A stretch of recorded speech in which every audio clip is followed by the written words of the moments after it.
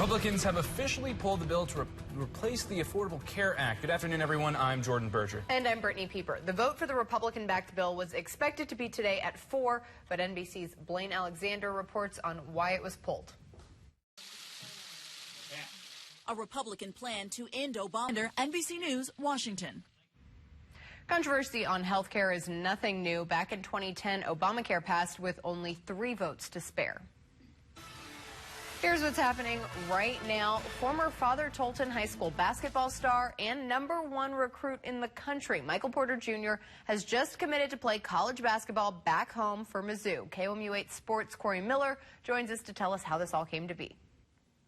Thanks, Brittany. This is a day not many Mizzou fans would ever be a reality. When the Porters headed for Washington, it seemed like the dream of Michael Porter Jr. donning the black and gold was just that, a dream. But today that dream did become a reality. Michael Porter Jr. will be a Missouri Tiger. The do-it-all forward originally committed to play at Washington under family friend Lorenzo Romar, but once Romar was fired by the Huskies, the wheels began to turn, and they turned pretty fast. Porter Jr. got a release from his national letter of intent at Washington.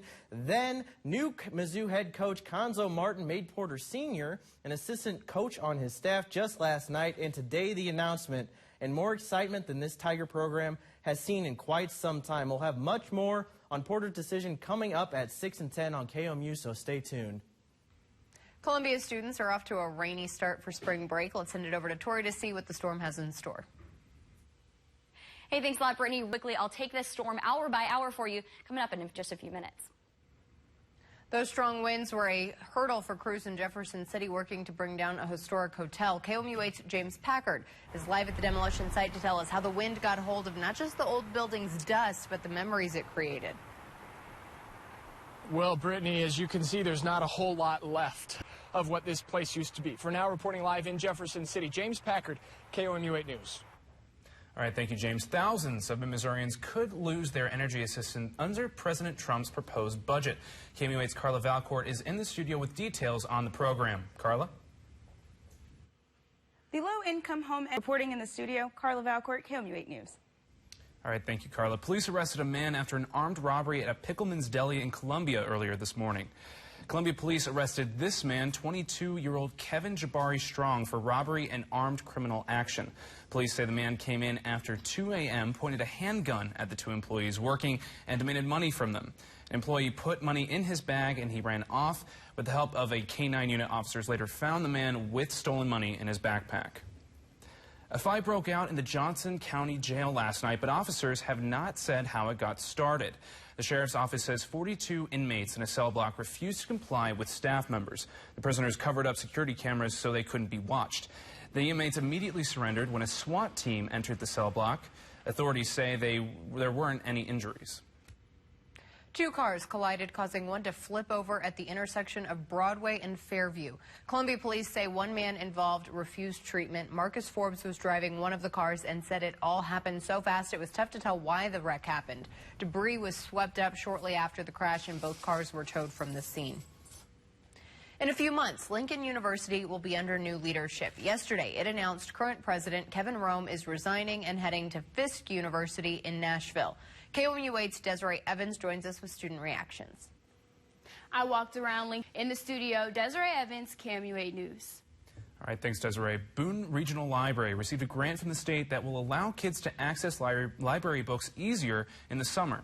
A summer reading program called Books by Snail allows books to be mailed directly to the house that ordered it. In county areas, there is no physical building for kids to check out books from, and this program is more efficient than Book Mobile. The bookmobile would mean that someone had to be at a certain place at a certain time.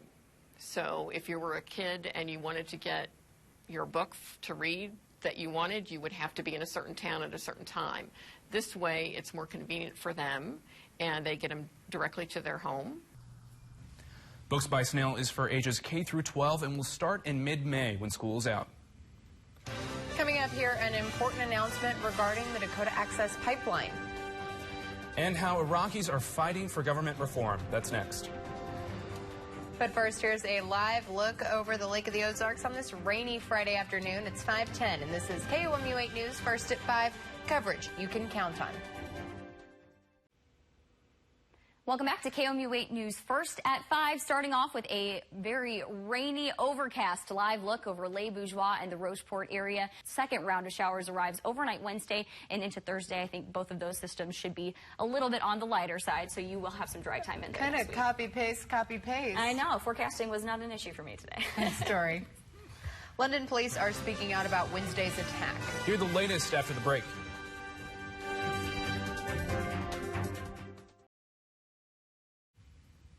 The Trump administration gave final approval for construction for the Keystone XL pipeline today. The announcement ends a years-long battle over federal approval of the controversial project. President Trump says the project is long overdue, saying the construction will generate jobs and lower energy costs. TransCanada will finally be allowed to complete this long overdue project with efficiency and with speed.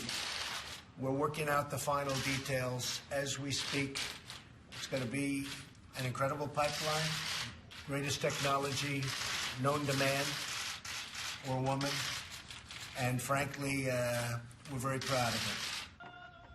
The State Department had to approve of the project since it crosses international boundaries, and it gave the sign-off today. Nebraska has still yet to give state approval for the last section of the pipeline. The London Metropolitan Police released a photo of the suspected London attacker today. British-born Muslim convert Khalid Massoud is suspected of killing at least 4 people Wednesday. Police say there was no prior intelligence about the attack. Thousands of Iraqis attended a protest in Baghdad today calling for an end to corruption in the Iraqi government. A Shiite leader organized the protest and asked people to boycott the upcoming elections if changes were not made to the electoral law and the election committee. Later this year, Iraq will hold its first election since 2014 when ISIS overran nearly a third of the country. The costs of gunshot treatments are high, but the numbers might not be accurate. We'll tell you why coming up in Your Health. A new Stanford University study reveals the price tag for treating gunshot wounds topped $6 billion over a 9-year period. Researchers say that figure is actually probably higher because it only includes the costs from victims' first hospitalization. It does not include ER visits, patients who die before being admitted to the hospital, or victims that had to be readmitted. A Polish company developed an at-home breast cancer screening device to help women detect cancer earlier. The device, called a Braster, uses an innovative liquid crystal emulsion formula to detect changes in breast tissue, an indication of a tumor. The device can identify potential tumors before they become malignant, and it can be used more often than traditional diagnostics because it does not emit harmful radiation. You don't have to go to a doctor, to a clinic for your checkup.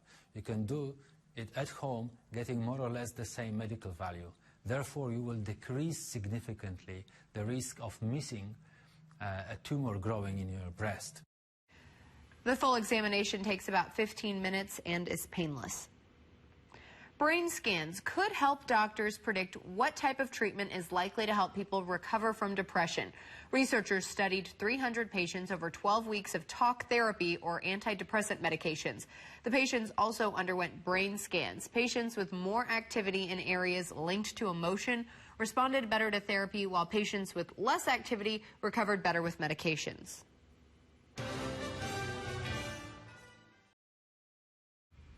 And here's a look at what we're following for KOMU 8 News at 6. A singing group from MU is set to compete against all groups from all over the Midwest. Tune in at 6 to hear about how members of the Naturels got where they are today. All right, we're continuing this pretty much throughout the entire day on Saturday. Keep the umbrellas handy. All right, that's our time for now. Thank you so much for joining us.